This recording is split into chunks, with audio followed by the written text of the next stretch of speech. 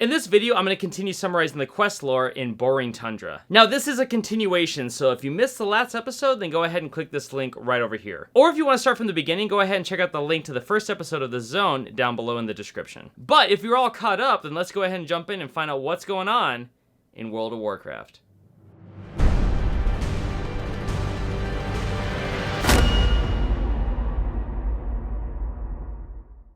When you start off in Koldara, you speak with Archmage Borean, and he says that the Nexus impact is not only affecting this region, but basically all over Azeroth, and its instability is growing exponentially. So Borean set up instruments around Koldara, disguised as Malygos' scrying orbs, and he wants you to head to each one of them and gather their readings. Borean also says that the instability within the region is affecting the indigenous creatures, and he wants you to get the samples from the glacial ancients for his studies. Now you run up to Raylores.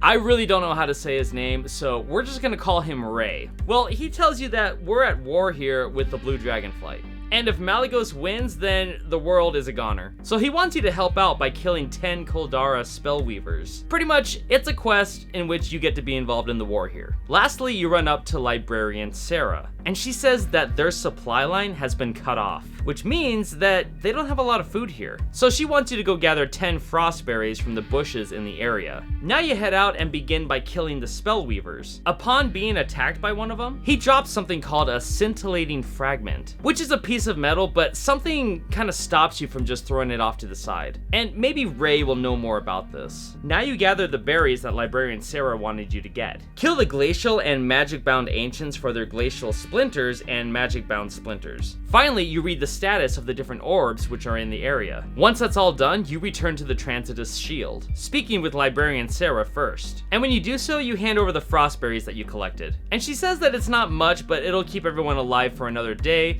which she hands you some gold for your troubles. Now she tells you about how important this shield is. Basically, it's keeping them hidden from Malygos and his minions. If it were to fail, it would basically be the end of everybody here. So one of her responsibilities is to keep the mana levels up on the war mages so that their focus doesn't falter. But with the supply line being lost, it's becoming rather difficult. So she wants you to head to the Nexus and kill the arcane serpents, because they drop a mana essence that can be used on the war mages. Now you run back up to Ray, and he says that now since you've become familiar with the enemy, which involved killing the spellweavers, that now you're ready to get to work. He says that the blue drakes are laying their eggs near the base of the Nexus, and the arcane energy around them are making them hatch a lot faster. But Ray doesn't really want to know what kind of spawn is going to come out of these eggs, so he wants you to kill Koldara wormkins for their frozen axes and then break 5 of the blue eggs. As for the piece of metal that you found, he looks it over and explains what it is. Basically, this is a fragment of one of the prisons that they use to hold their captured mages. But this prison was constructed to hold something a lot stronger, so he wants you to search for the remaining fragments. Now you run up and speak with Archmage Borean. When you hand over the splinters that you collected, he says that these will do nicely. As for the orbs that you checked out, it reveals that Malygos is drawing too much energy to this place. And if it keeps up, then we're looking at Azeroth becoming the next Outland. And he's really referring to how broken up that planet really is. But Borean has engineered a temporary solution, which he doesn't share with you, but maybe we'll get that quest later on. Hey everybody, it's Koylin. If you really enjoyed this video, make sure you give it a like and also subscribe to the channel. Also, if you want to get deeper in this community that we have here, I stream my gameplay, which is gathering all the lore content every Monday, Tuesday, and Thursday.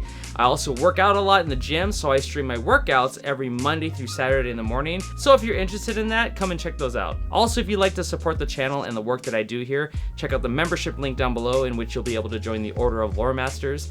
There's a lot of perks there, a lot of videos you get to watch that nobody else gets to see. And if you decide to do that, I really do appreciate it. Okay, plug session is done. Let's get back to the video.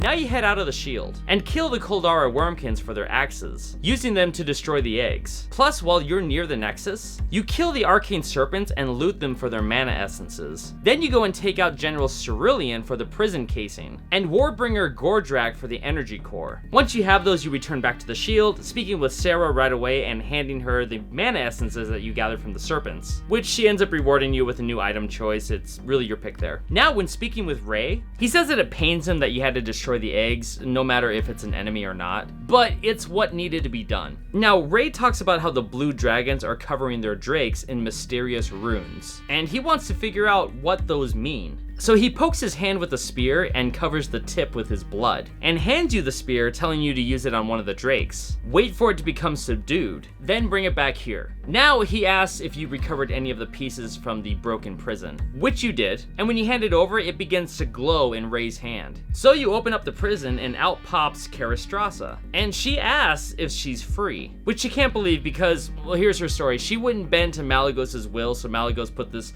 elaborate prison together, popped her inside, and then shattered it and threw it in a bunch of pieces all over the place so it can never be reassembled back together. So she was gonna be roaming inside this prison for forever. But you've managed to save her, and now she needs your help. During her captivity, she had to deal with Saragosa, who is the guardian and consort of Malygos. Basically, if there's a threat, she alerts him of the danger. So she really needs to be taken out. But first, you need to fashion the perfect bait by collecting 10 crystallized mana shards from the area within Coldarra. Now you leave the shield again. Run up and collect 10 crystallized mana shards, and capture a Nexus Drake with the spear, returning it to the shield where Ray takes it and it looks like he kills it. I mean, dragons really don't mess around, right? So now you speak with him, and he says that you don't need to really worry about the fate of these drakes, but that he's also working really hard to find out the secret of the runes that are carved onto them. So after a while, he tells you that the runes are very hard to translate. But there's a Kiristrasa trader in the area named Coldarra,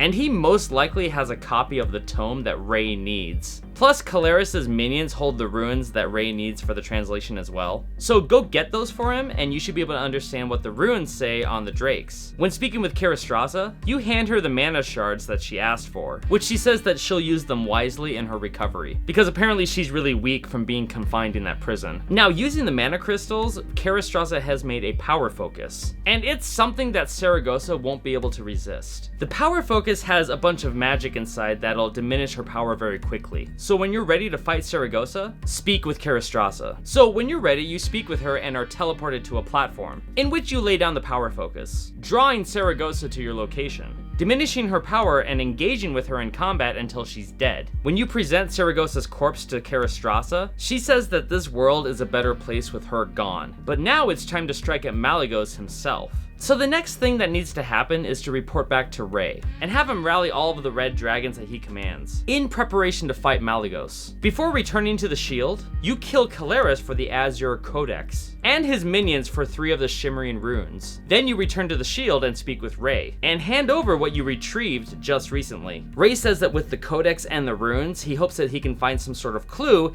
that can help them in defeating Malygos. Since you were the one who really has led everything around here recently, Ray says that it's only fitting that you initiate the attack on Malygos. So he wants you to use a spark to light the signal flare to the northwest of the Nexus, and Kiristrasa will direct you in what to do next. But when you speak with Sarah, she tells you that Ray has a sister named Kiristrasa, and she went to the upper rings near the Nexus to basically observe the blue drakes. Now, Ray would never say it, but he's pretty worried about her. So Sarah wants you to seek her out and see if she's okay. Now you head out of the shield and meet up with Kiristrasa. She's not really happy to see you, because basically she says that she can take care of herself, and that you shouldn't interfere in the personal affairs of a dragon. Basically, she's here to study the tactics of the blue dragon flight, since they're her enemy. And with the knowledge that she gains, she'll teach her drakes on how to combat them. But surprisingly, she allows you to ride one of them so that you can kill 5 of the blue drakes in the sky, which are also known as the Scale-Worn Elites. And this is to demonstrate your nerve and ability. So now you mount a red dragon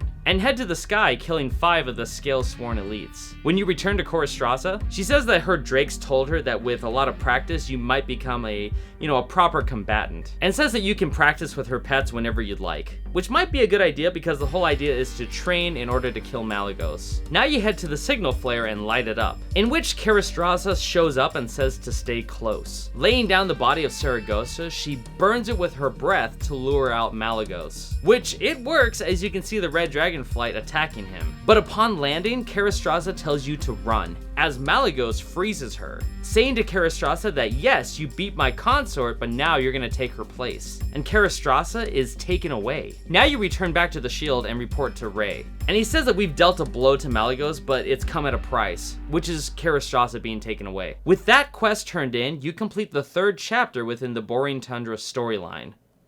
It all kind of makes sense now because I remember that there is a blue dragon that you fight as the last boss within the Nexus. And I can only imagine that that person is Kiristrasa, but we'll cover the Nexus quest later on, but now we understand a lot more because we read the quest lore. Anyways, I'm looking forward to kind of wrapping up this area by going and finishing the final chapter next week. And before I go, I do want to give a big shout out to the Order of Lore Masters. These are the members of the channel, and I want to thank you so much for your support. If you'd like to help out the channel and support what I do here, then go ahead and check out the membership link down below. And with that, I'll see you next week when we find out what's going on in the Tales of Azeroth.